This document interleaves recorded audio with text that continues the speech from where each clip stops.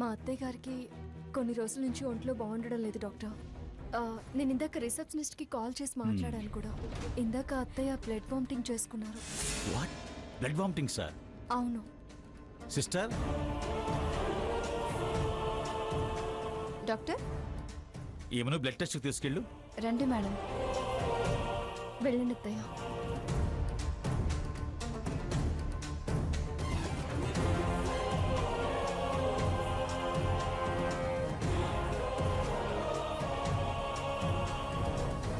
Madam, కౌంటర్లో అడ్వాన్స్గా cash pay చేయండి.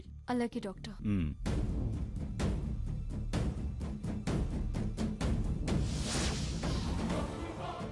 డాక్టర్ ఇదిగోండి రిపోర్ట్స్.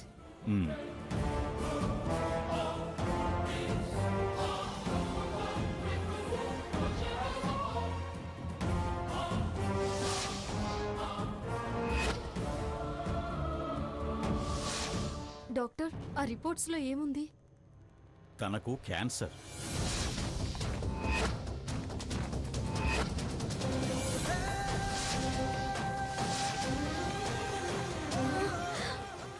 ఏంటి డాక్టర్ మీరు అనేది? మా అత్తయ్యకి క్యాన్సరా? నేను అనటం కాదమ్మా, ఆ విషయం ఈ రిపోర్ట్లో చాలా స్పష్టంగా ఉంది. చూడండి.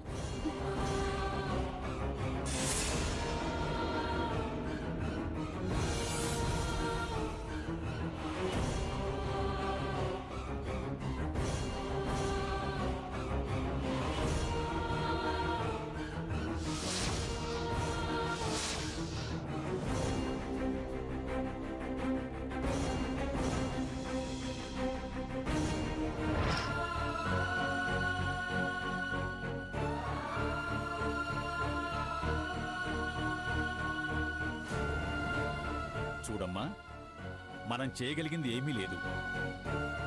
ఎవరైనా స్పెషలిస్ట్ చేత ప్రత్యేకంగా వైద్యం చేయిద్దాం. ఆ తర్వాత ఆవిడ అదృష్టం, ఆ పైన ఆ దేవుడు దయ. డాక్టర్ గారు, ఖర్చుకు వెనకాడాల్సిన పని లేదు. వెంటనే ట్రీట్మెంట్ స్టార్ట్ చేయండి. ఈ కేసు డీల్ చేయగలిగేది డాక్టర్ సంజయ్ గారు ఒక్కరే. అతను చాలా చాలా బిజీగా ఉన్నారు. డాక్టర్ గారు ప్లీజ్ ఆయనతో త్వరగా మాట్లాడండి.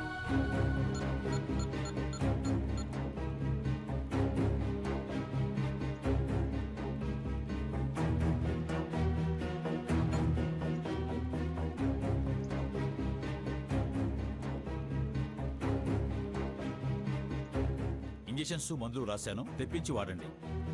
అలాగే డాక్టర్ సంజయ్ గారికి మీ అడ్రస్ ఇస్తాను, వారు మిమ్మల్ని కలుస్తారు. అలాగే డాక్టర్.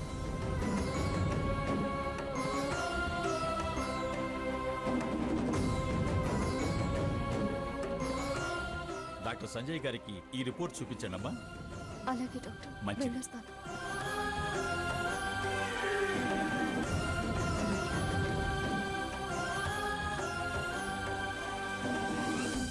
అత్తయ్య, ఏంటత్తయ్య ఇది? మీకు ఈ విషయం ముందే తెలుసా? అందుకేనా నన్ను ఈ విషయం రఘురామ్కి చెప్పొద్దు అన్నారు? ఆహ్వానం కాస్త ముందందింది, అందుకేనమ్మా వాడితో నేను చెప్పొద్దు అంది. వాడి మనసు నాకు తెలుసు కాబట్టి. నా ఆయుష్ ఆఖరి రోజు. అత్తయ్య గారు, వద్దత్తయ్య గారు.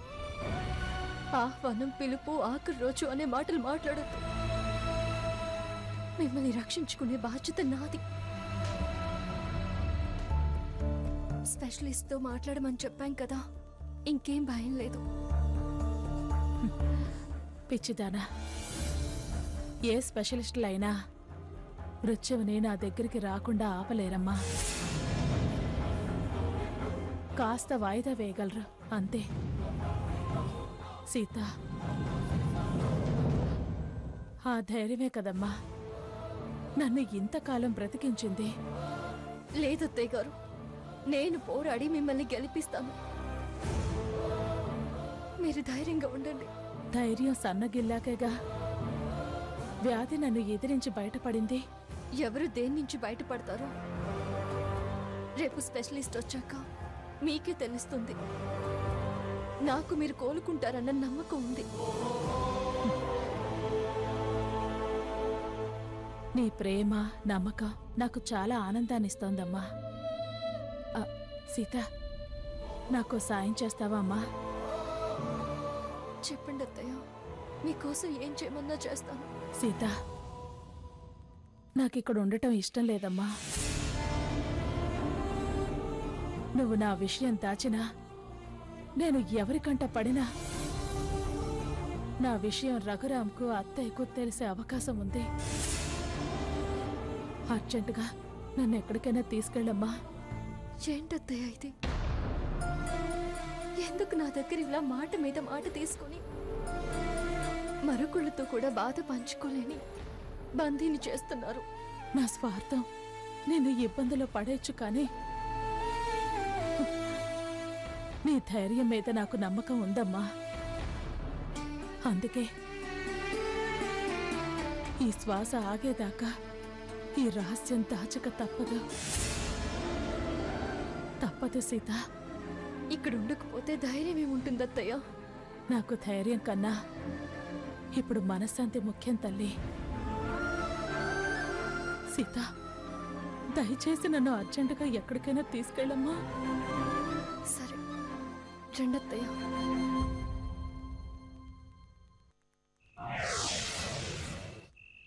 సావిత్రి, ఇంకా ఎంతసేపు? త్వరగా రా, టైం అవుతుంది.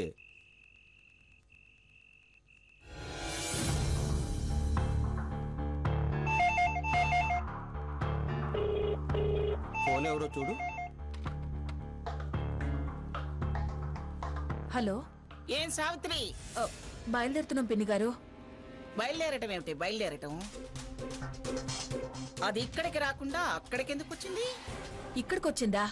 ఎవరు పిన్ని గారు? ఎవరేమిటి? ఎవరు? సీత. సీత? సీత ఇక్కడికి రావడం ఏంటి? ఉమ్, ఇక్కడికి రాలేదు పిన్ని గారు.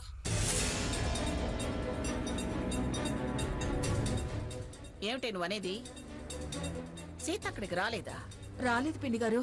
ఏమిటి నువ్వు అనేది? ఈ పూట శోభనమని గుడికెళ్ళి అఖండ దీపం వెలిగించి ప్రదక్షిణలు చేసినమ్మని పంపించాను. మా అమ్మని కలిసి వస్తానని రఘురాంతో చెప్పెళ్ళింది కదా, అక్కడికి రాకుండా ఇంకెక్కడికి వెళ్ళింది? నిజంగా ఇక్కడికి రాలేదు పిన్ని గారు.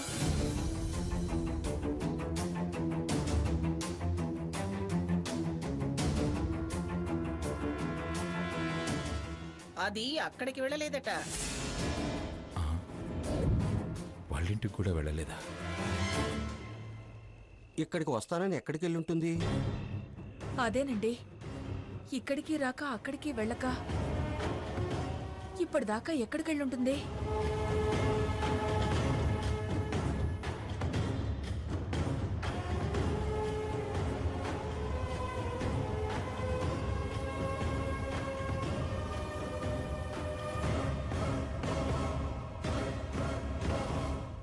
ఏమండి, అది ఎక్కడికి వెళ్ళినట్టండి?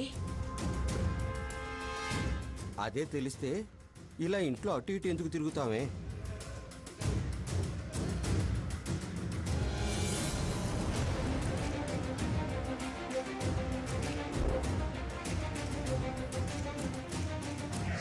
Thank you.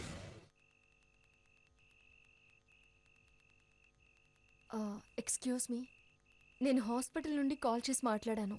సర్వీస్ రూమ్ కావాలి. డాక్టర్ సంజయ్ గారు రిఫరెన్స్ ఇచ్చారు. మీరేనా Sita? Yes. 201 madam. Boy madam. Madam వాళ్ళ లగేజ్ తీసుకుని రూమ్ కి తీసుకెళ్ళు. Okay madam. రండి మేడం. రెండత్తయ్య.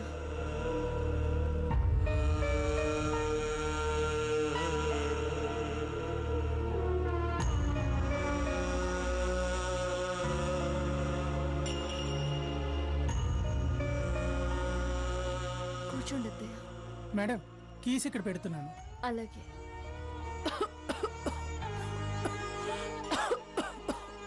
అత్తయ్య, అత్తయ్య. సీత,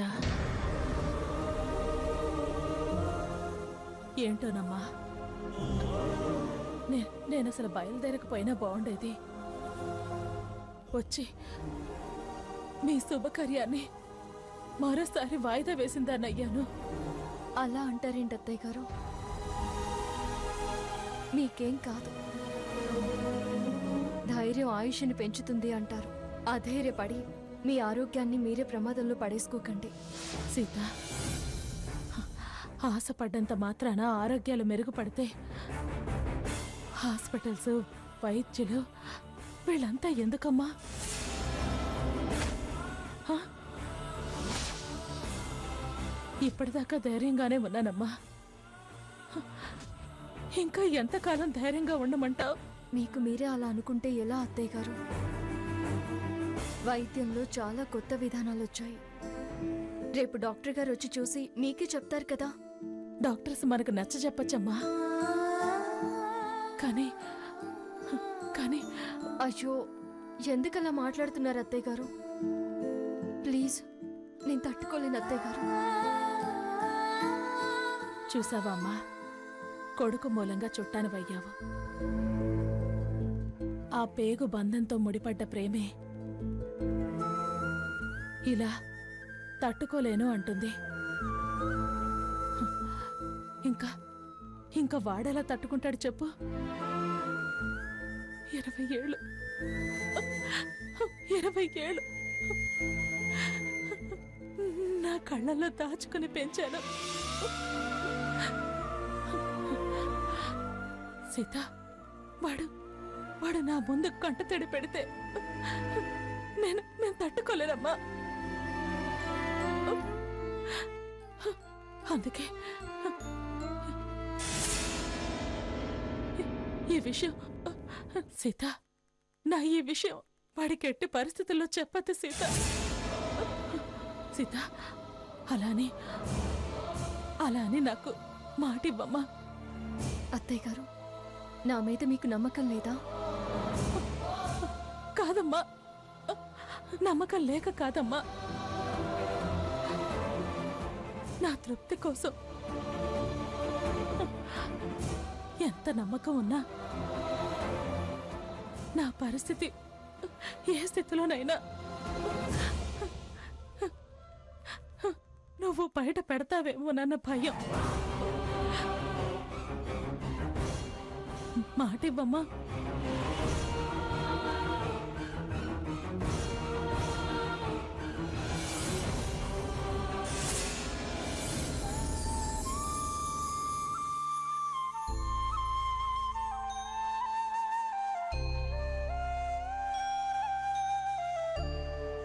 సరే అత్తయ్య, మీ మాట ప్రకారమే ఎట్టి పరిస్థితుల్లోనూ మీ విషయాన్ని బయట పెట్టను.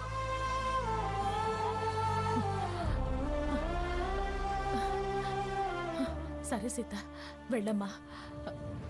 ఆలస్యానికి కారణం ఏమని చెప్తా?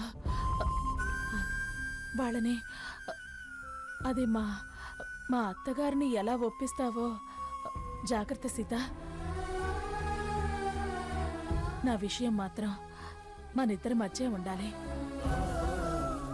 సరే అత్తయ్య, మీరు మాత్రం అధైర్యపడకుండా జాగ్రత్తగా ఉండండి. టైం ప్రకారం మందులు వేసుకోండి. నేను సిస్టర్తో మాట్లాడాను, తను వస్తుంది. అలాగేనమ్మా, బయలుదేరు. ఇప్పుడు డైరెక్ట్గా అమ్మమ్మ గారింటికి వెళ్ళడం సేఫ్ కాదు. అమ్మ దగ్గరికి వెళ్ళి విషయం చెప్పి అమ్మ సలహా ప్రకారం నడుచుకోవాలి.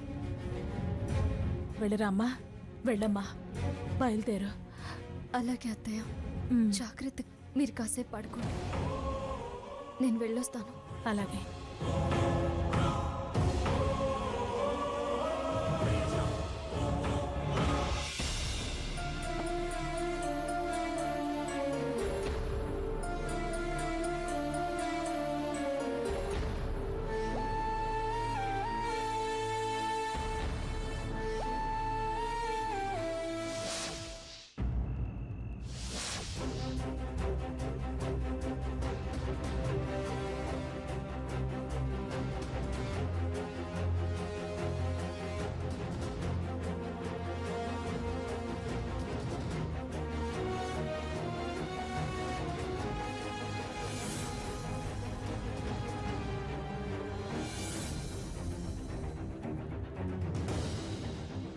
ఇంతకీ అక్క ఎక్కడికి వెళ్ళి ఉంటుంది అమ్మమ్మ గారు? అదేగా మేము అనుకునేది.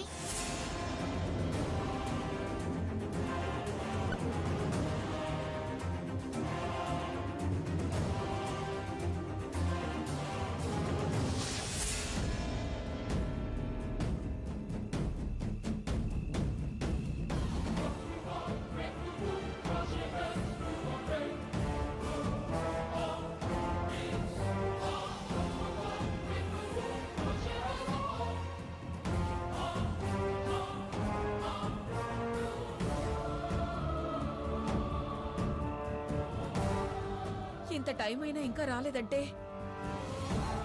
నాకెందుకో భయంగా ఉందండి.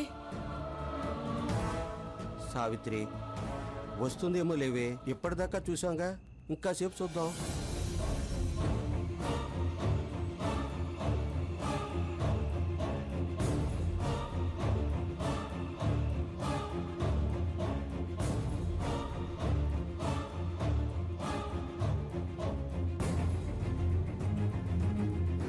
అమ్మా అమ్మా సావిత్రి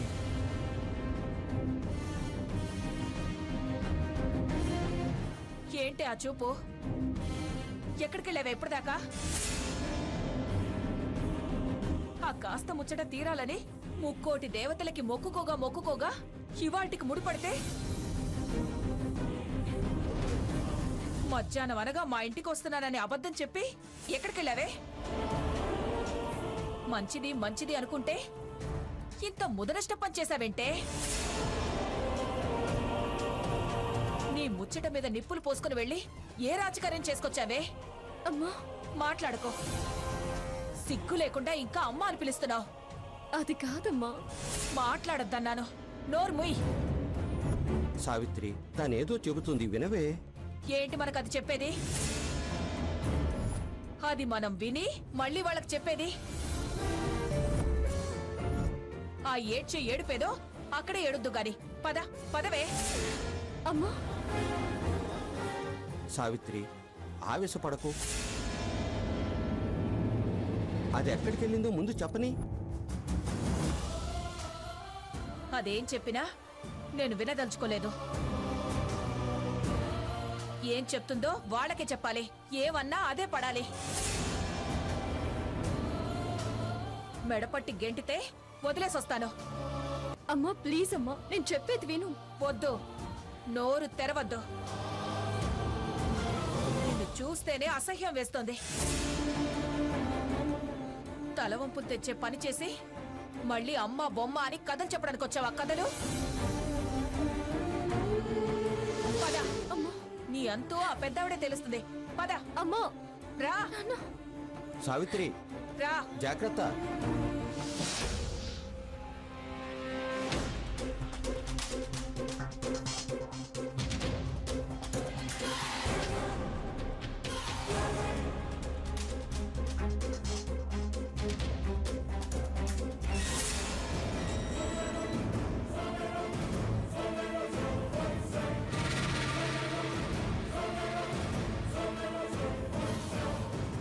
రా, అమ్మమ్మ గారితో చెప్దాం. రా. అమ్మా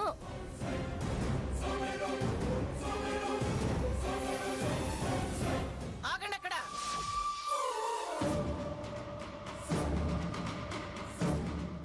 అడుగు ముందుకు వేశారో మర్యాద దక్కదు. మంగా మీరు మాట్లాడకండి.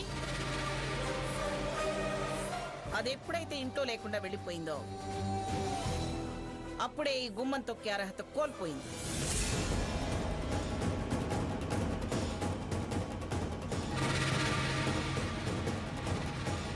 ఏం సావిత్రి, రాత్రంతా ఇంట్లో లేకుండా వెళ్ళిపోయిన ఆడపిల్లని సిగ్గు లేకుండా ఎలా అత్తారింటికి తీసుకొచ్చావు?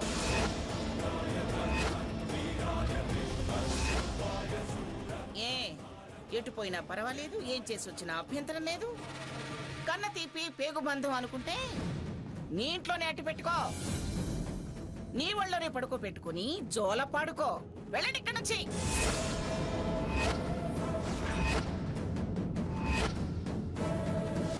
అర్హత లేకపోవడానికి, క్షమించడానికి, శిక్ష వేయడానికి నేనేం తప్పు చేయలేదమ్మమ్మ గారు. నోర్మోయ్, నోర్మోయ్.